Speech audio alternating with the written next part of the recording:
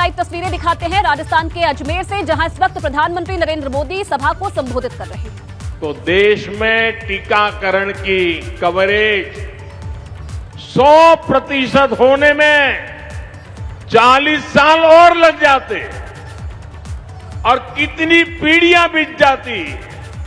आप कल्पना कर सकते हैं कि जीवन रक्षक टीकों के ना लगने से देश में कितनी बड़ी संख्या में गरीब महिलाओं और बच्चों को अपने जीवन से हाथ धोना पड़ता।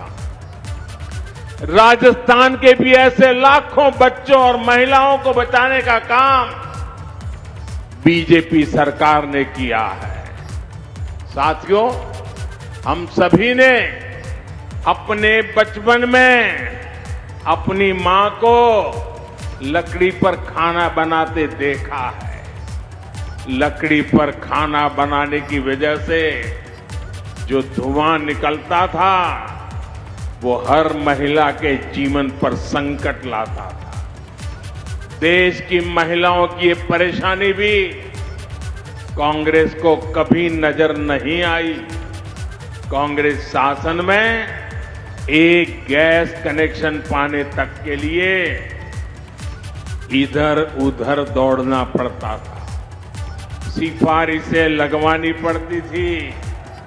इसलिए 2014 तक सिर्फ 14 करोड़ लोगों के पास ही गैस कनेक्शन था। हम अगर कांग्रेस सरकार की स्पीड से चले होते तो देश के कोने कोने में गैस कनेक्शन पहुंचने में 20 साल और लग जाते। यानी बिना गैस कनेक्शन के एक पीढ़ी और गुजर जाती। मुझे ये स्थिति स्वीकार नहीं थी। इसलिए ही पिछले 9 साल में बीजेपी सरकार ने देश के 19 करोड़ से अधिक लोगों को गैस कनेक्शन दिया। इस गैस कनेक्शन ने महिलाओं को स्वास्थ्य भी दिया है और सुविधा भी दी है। साथियों, पानी की एक एक बूंद की कीमत राजस्थान के मेरे भाई बहन अच्छी तरह जानते हैं। हमारे देश में 2014 तक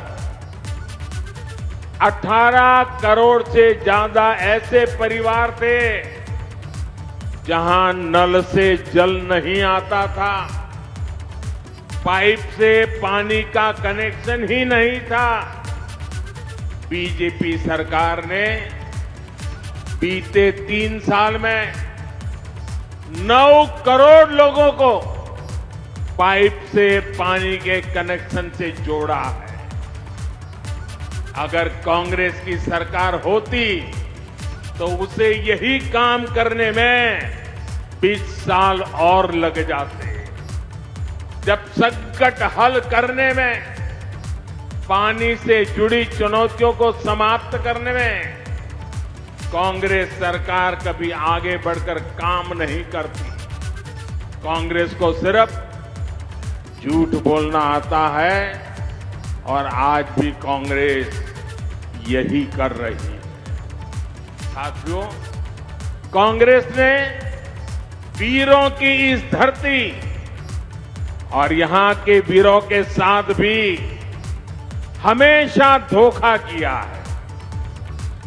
एक कांग्रेसी है जो 4 दशक तक 1 रैंक 1 पेंशन के नाम पर हमारे पूर्व सैनिकों से विश्वासघात करती रही। कागजों पर सिर्फ 500 करोड़ रुपए रखकर कांग्रेस कहती थी कि वो 1 रैंक 1 पेंशन लागू करेगी, जबकि इसके लिए हजारों करोड़ रुपयों की जरूरत थी। भाजपा सरकार ने न सिर्फ 1 रैंक 1 पेंशन को लागू किया, बल्कि पूर्व सैनिकों को एरियर भी दिया। वन रैंक वन पेंशन लागू होने के बाद 18,000 करोड़ रुपए से ज्यादा की राशि एरियर के तौर पर पूर्व सैनिकों को मिली है। इसका लाभ राजस्थान के भी करीब करीब 2 लाख पूर्व सैनिकों को मिला है। वन रैंक वन पेंशन लागू होने की वजह से देश के पूर्व सैनिकों की जेब में अब तक करीब करीब 65,000 करोड़ रुपया गया है। 65,000 करोड़ रुपया दोस्तों, आप कल्पना कर सकते हैं कहां कांग्रेस के 500 करोड़ रुपये और कहां बीजेपी सरकार के 65,000 करोड़ रुपये। अगर बीजेपी सरकार ना होती तो पूर्व फौजियों को आज भी वन रैंक वन पेंशन का इंतजार ही करना पड़ता। साथियों, कांग्रेस की गलत नीतियों का सबसे ज्यादा नुकसान अगर किसी को उठाना पड़ा तो वो देश के छोटे किसान हैं। छोटे किसानों की जरूरत पर, छोटे किसानों की मदद करने पर कांग्रेस ने कभी ध्यान नहीं दिया। ये भारतीय जनता पार्टी है जिसने पहली बार छोटे किसानों की मुश्किलों को समझा, उनकी परेशानी दूर करने की कोशिश की। हमने छोटे किसानों के हितों को ध्यान में रखकर पिछले 9 वर्ष में कृषि बजट में लगभग 6 गुना वृद्धि की है। 6 गुना वृद्धि।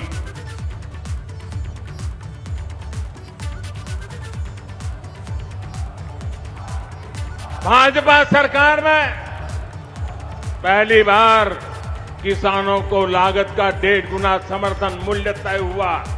पहली बार किसानों को बैंक खाते में उनकी उपज का पैसा मिलना सुनिश्चित हुआ। पहली बार किसानों को इनाम के रूप में राष्ट्रीय मंडी मिली है। पहली बार किसी फसल बीमा योजना से किसानों को 1.25 लाख करोड़ रुपए से अधिक का मुआवजा मिला है। पहली बार अभियान चलाकर किसानों को बीजों की 2000 नई वैरायटी दी गई है। पहली बार पशुपालकों को, मछली पालकों को उसको किसान क्रेडिट कार्ड की सुविधा मिली है। पहली बार यूरिया की कालाबाजी रुकी है। नीम कोटिंग होने का फायदा किसानों को मिला है। पहली बार किसानों को लिक्विड नैनो यूरिया जैसा मेड इन इंडिया उत्पाद मिला है।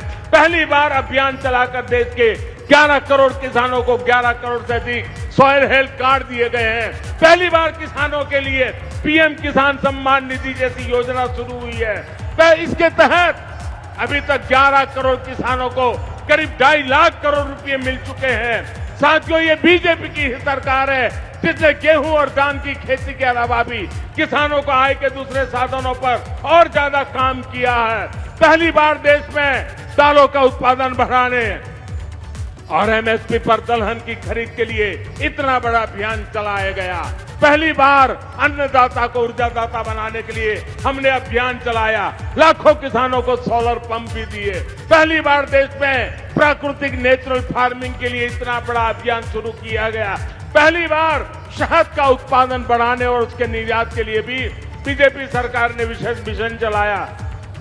पहली बार ज्वार बाजरा जैसे भारत के श्री अन्न को वैश्विक पहचान देने का प्रयास हुआ। पहली बार किसी सरकार ने मोटे अनाज उगाने वाले देश के 2.5 करोड़ किसानों की चिंता की है। भारत के प्रयास से ही संयुक्त राष्ट्र ने 2023 को मोटे अनाज का अंतर्राष्ट्रीय वर्ष घोषित किया है। इन सब का फायदा यहां राजस्थान के किसानों को हुआ है, इस क्षेत्र के किसानों को हुआ है।